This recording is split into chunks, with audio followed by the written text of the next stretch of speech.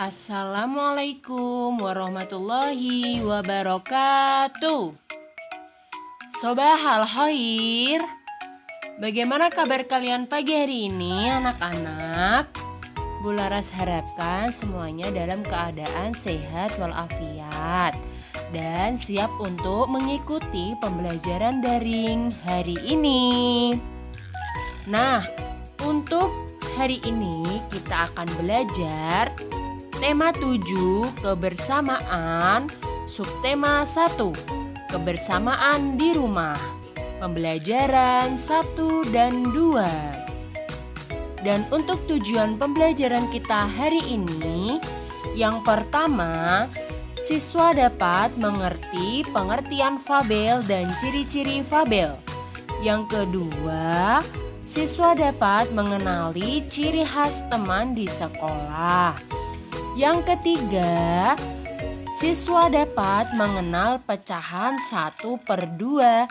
Dan yang keempat, siswa dapat membedakan bunyi kuat dan bunyi lemah.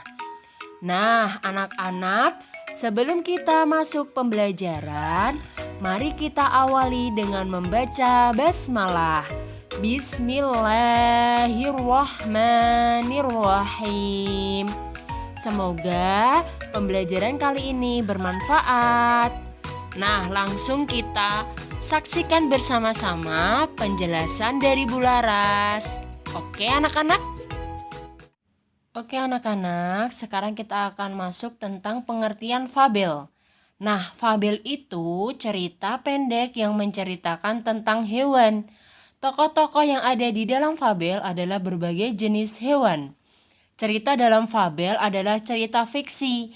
Nah, yang mana cerita fiksi artinya yaitu cerita yang dibuat berdasarkan khayalan pengarang. Jadi ceritanya itu tidak real atau tidak benar-benar ada di dunia nyata. Nah, anak-anak, bacalah cuplikan fabel berikut. Otto si unta terkulai lemas di tengah padang pasir. Padang gurun yang kering dan panas membuatnya kehausan. Terbanglah Rara si burung dara di atas Otto. Otto, ayo ikut aku. Aku tahu di mana tempat banyak air. Ajak Rara. Terima kasih Rara, aku haus sekali. Sesampainya di sumber air, Otto menyimpan banyak air di tubuhnya. Sejak saat itu, Otto dapat bertahan selama beberapa hari tanpa minum. Nah, cerita tersebut merupakan contoh cerita fabel karena menceritakan tentang hewan. Dan cerita tersebut tidak benar-benar terjadi, melainkan sesuai dengan khayalan penulis. Nah, berdasarkan cuplikan fabel di atas, kita dapat mengetahui bahwa tokoh dalam fabel tersebut adalah Otto si unta dan Rara si burung dara. Nah, tokoh atau pemain dalam cerita tersebut yaitu si unta dan dara. Nah, pada pembelajaran kedua, kita belajar tentang ciri-ciri fabel. Fabel disebut juga dengan dongeng tentang hewan. Nah, berikut adalah ciri-ciri fabel. Yang pertama, menggunakan hewan sebagai tokoh cerita. Yang kedua, tokoh hewan memiliki karakter dan sifat seperti manusia. Yang ketiga, memiliki alur cerita. Dan yang keempat, memiliki pesan-pesan kebaikan di dalam cerita. Jadi cerita fabel itu mengandung unsur cerita. Jadi terdapat rentetan cerita yang dijelaskan. Fabel dapat diperagakan menjadi sebuah drama anak-anak. Nah, langkah-langkah dalam memperagakan fabel. Yang pertama, anak-anak bisa membuat kelompok yang jumlah anggotanya sesuai dengan tokoh dalam fabel.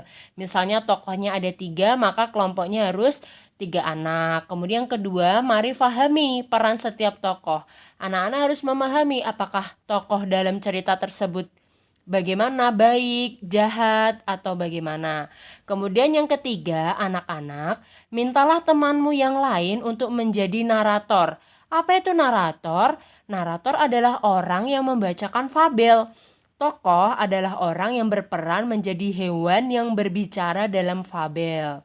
Nah, sebelum tampil, anak-anak harus berlatih terlebih dahulu agar isi fabel dapat tersampaikan dengan baik. Nah, begitu ya anak-anak pengertian dan ciri-ciri fabel. Nah, baru saja Bu Laras menjelaskan tentang pengertian fabel dan ciri-ciri fabel. Anak-anak dapat mengingat jelas bahwa fabel adalah cerita tentang hewan. Cerita yang isi dalam cerita tersebut menjelaskan tentang hewan-hewan yang mempunyai karakter seperti manusia. Oke anak-anak? Nah selanjutnya kita akan belajar tentang mempelajari, mengenali ciri khas teman di sekolah. Nah setiap orang pasti memiliki ciri khas anak-anak. Ciri khas ini dapat dilihat secara langsung, misalnya ciri tubuh atau ciri fisik, yaitu bentuk rambutnya, warna kulit, tinggi badannya, atau bobot tubuh, berat tubuhnya ya, berat badannya. Ada juga ciri yang tidak terlihat anak-anak atau tidak terlihat secara langsung, yaitu sifatnya, misalnya anak itu rajin, jujur, rendah hati, atau sifat-sifat yang lainnya.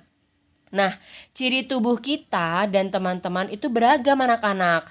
Meskipun berbeda, kita tetap dapat berteman dengan rukun karena kita semua makhluk ciptaan Tuhan. Kita dapat menggunakan perbedaan kita untuk kebaikan, misalnya membantu teman.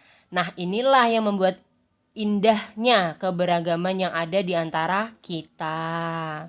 Mengenal pecahan Next, materi 1/2. selanjutnya mengenal pecahan 1/2. merupakan bagian Pecahan dari merupakan kesatuan. bagian dari kesatuan Perhatikan anak-anak. gambar berikut. Perhatikan gambar berikut. Ada Nah, gambar terdapat apel yang utuh. utuh. Lalu apel Kemudian, tersebut dibagi Apel menjadi dua. menjadi dua bagian sama Dua besar. bagian sama besar. Satu bagian Nah, apel maka apel tersebut bernilai sudah tidak 1/2 utuh. atau Menjadi berapakah setengah. anak-anak? Apel yang sudah terbagi menjadi dua bagian tersebut. Apel utuh Nah, dibagi berikut menjadi penjelasannya. dua bagian Apel sama utuh besar. dibagi menjadi dua Satu bagian sama besar. dari dua Satu potong bagian apel dari dua potong dapat dinyatakan apel dapat dalam bentuk dinyatakan pecahan dalam bentuk pecahan 1/2. 1/2. Dibaca setengah, atau 1/2. Pecahan dapat dinyatakan dalam bentuk A per B. Yang mana A merupakan pembilang dan B merupakan penyebut. Nah, anak-anak bisa pahami hal ini ya, bahwa yang berada di atas itu pembilang dan yang berada di bawah itu penyebut. Pada pecahan 1/2, bilangan 1 merupakan pembilang dan bilangan 2 merupakan penyebut. Pecahan 1/2 juga dapat digambarkan oleh bagian yang diarsir, seperti gambar di samping. Yang dimasuk di arsir itu diberi warna atau dicoret seperti gambar tersebut. Oke anak-anak?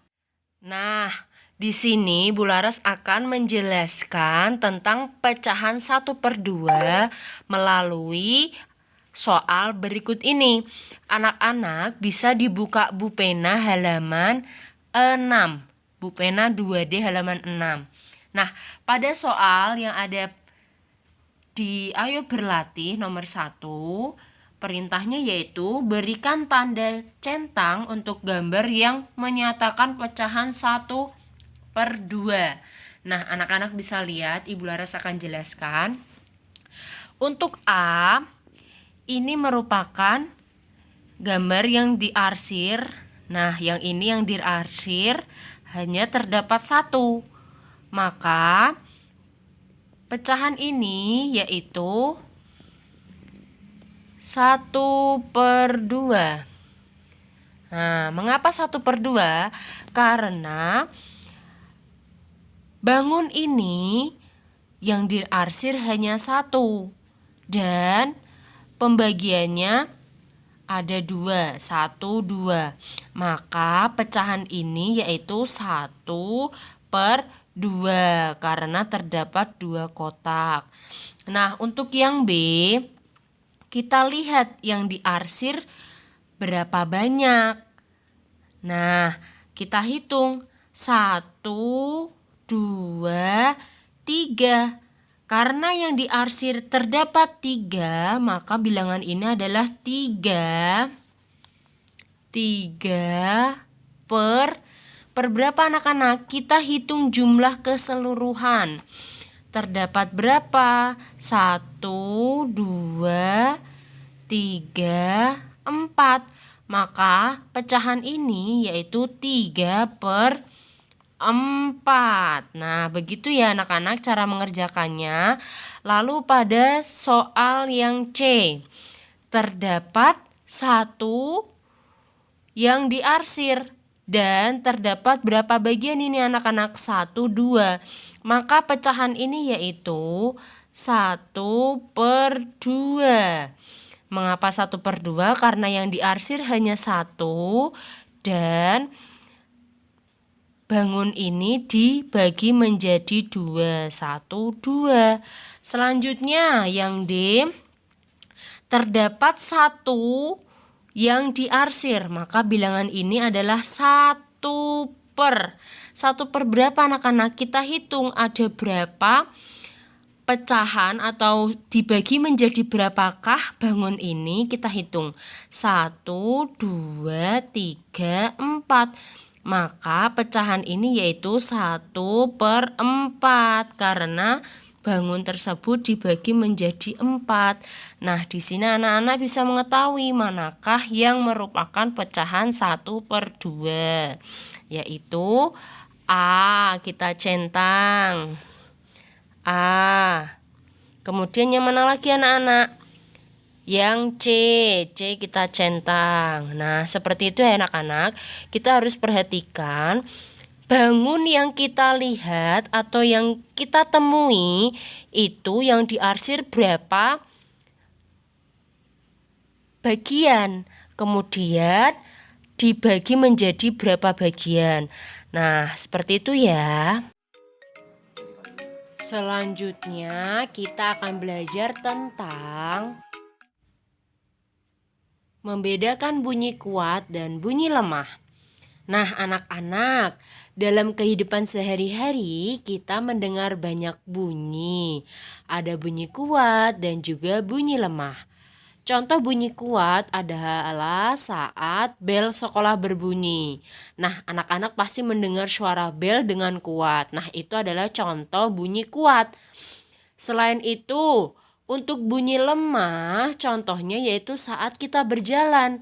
Anak-anak bisa mendengarkan langkah kakimu saat berjalan. Namun bunyinya terdengar lemah. Jadi ketika kita berjalan itu terdengarnya tidak begitu kencang karena itu merupakan lemah. Nah, anak-anak bisa mencari tahu 5 bunyi yang ada di sekitar anak-anak. Setelah itu anak-anak bisa menentukan apakah bunyi tersebut kuat atau lemah. Begitu ya anak-anak. Jadi dalam kehidupan sehari-hari itu setiap kegiatan kita atau apa yang kita dengar itu ada berbagai macam contoh, yaitu bunyi kuat, bunyi lemah. Anak-anak bisa mengingat-ingat kembali bahwa ketika mendengarkan bel di sekolah itu terdengar sangat kencang, sangat keras, dan sangat kuat. Maka bel itu termasuk dalam bunyi kuat. Nah, jika anak-anak berjalan, maka suara kaki anak-anak itu terdengar sangat pelan karena bunyi tersebut termasuk bunyi lemah. Begitu ya anak-anak. Alhamdulillah pembelajaran kali ini telah selesai. Semoga apa yang sudah Bu Lara sampaikan dapat anak-anak pahami dan dapat bermanfaat untuk anak-anak semua. Bu Lara berpesan tetap semangat belajar dan biasakan untuk bangun pagi dan mandi pagi serta persiapkan diri untuk murojaah pagi. Meskipun kita belajar dari rumah, tetapi anak-anak tidak boleh melupakan pembiasaan pagi. Oke anak-anak, terima kasih. Wassalamualaikum warahmatullahi wabarakatuh.